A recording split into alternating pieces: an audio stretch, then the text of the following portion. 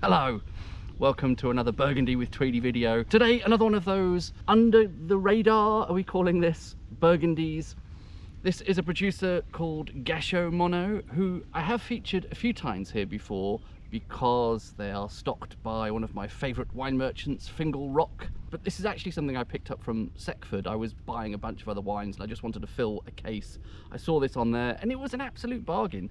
This came in at something like £15. I'll put the price down there, under £20, which for anything Burgundy of a reasonable vintage from a part of Burgundy which might be interesting, I think is an absolute bargain. 2019 vintage. The vineyard name, I think this is Chant de Muses, and I believe that is just on the edge of Chambolle Musigny. It's obviously just outside the area of Chambolle Musigny, which can be described as Chambolle Musigny itself, otherwise it would have that on the label and it would probably be 3 times the price. Chambolle Musigny is of course in the Côte de Nuits, not something I have featured very often on this channel, but it's one of the other big Côte de Nuits villages, along with Gevrey-Chambertin and Vosne-Romanée and Nuits Saint-Georges, which I often do feature.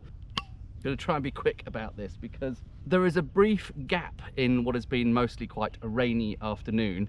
And it's not that I don't want to get wet, it's just as soon as the sun comes out, and all the bloody people do as well. So right now I have this little area of benches all to myself and I can talk to my imaginary friends in the box without being self-conscious, but give it a few minutes now it's not raining and I'm sure the hordes will return. So we have quite a dark colour there. I've poured rather a large glass. I think I received some criticism for that recently. I was just being a bit gung-ho. Correspondingly, as is often the case, dark wine seems to correspond to noses of dark berry fruits. Getting stuff like Victoria plums there. Often when I say that later on, black currant shows up. There's something sort of thicker and more dense than black currant. There's probably black cherry there as well. The usual suspects when it's this sort of colour. But that is a nice nose, nice and fruity. Not a lot of other tertiary notes or anything that I can detect at this point. That is pretty nice on the palate, quite condensed, quite thick actually. I would say borderline sort of slightly, not jammy, this isn't a 2018, we're not in that sort of danger area, but definitely it's dense, perhaps that's a kind of word. I don't want to use the word jammy because that's pretty much a swear word when it comes to Burgundy. There is a little bit of spice and a little bit of tannic finish there. Nice fruity character, again, a lot of fruit expression there.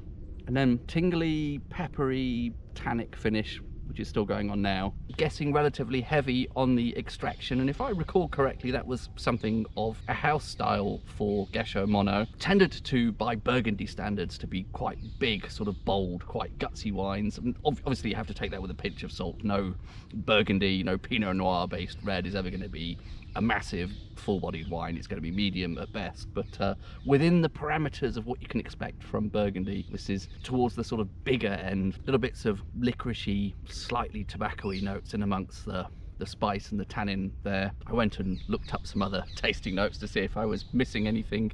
At least one descriptive I saw in 1 or 2 places was rustic, which I think is often a code word amongst wine people for cheap and cheerful, basically. Rustic actually can have a useful meaning in the context of wine because it's talking, to me, that would speak of Brettanomyces and characteristics that come from ambient yeast, such as Brettanomyces. Those cidery qualities, barnyardy cidery qualities, I would describe those as rustic. Brettanomyces is either invited in some wines or it gets in there by accident and the winemaker isn't always happy about it. But I don't think this is rustic. I think that's kind of nonsense. So yes, maybe not the most elegant, sophisticated, nuanced of Burgundies, and you absolutely wouldn't expect that at this price point. I think what they've done is it's a sort of lovely, honest interpretation of the fruit, really. It's kind of big, bold Pinot Noir. I'm competing with a parakeet.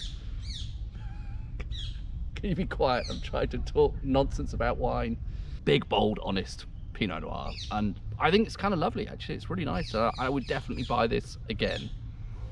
Cheers.